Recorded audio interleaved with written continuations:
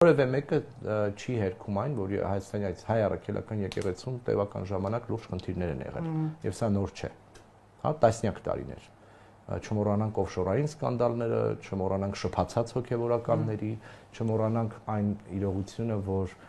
շատ իմաստներով մենք նաեւ անընդհատ ունեցել ենք կոռուպցիայի եւ հերրու հոգեվոր կյանքից հոգեվորականների, սա գիտենք։ Եվ ինչ է անում Նիկոլ Փաշինյանը, լյուստրացիա է ենթարկում եկեղեցին։ Դե եթե լյուստրացիա է ենթարկում, թող ինչպես Գագիկ Ծառուկյանի 1979 թվականի դատական գործերը հրապարակեց, թող ԱԱԾ արխիվներից հրապարակի են հոգեվորականների անունները, որոնք ծառայել են խորհրդային KGB-ին։ Թող է տանի։ Որոնք վախենում է, հա, դրա համար էսպես է անում։ Դե հիմա խոսենք, դե եկեք խոսենք։ Եթե էդ եք ասում, եթե ասում եք պակ ագենտներ են եղել, բա այն մնացածի մասին ինչ կասեք։ Բախեք ուրիշ հիմքերով այդ մարդկանց սերբակալում։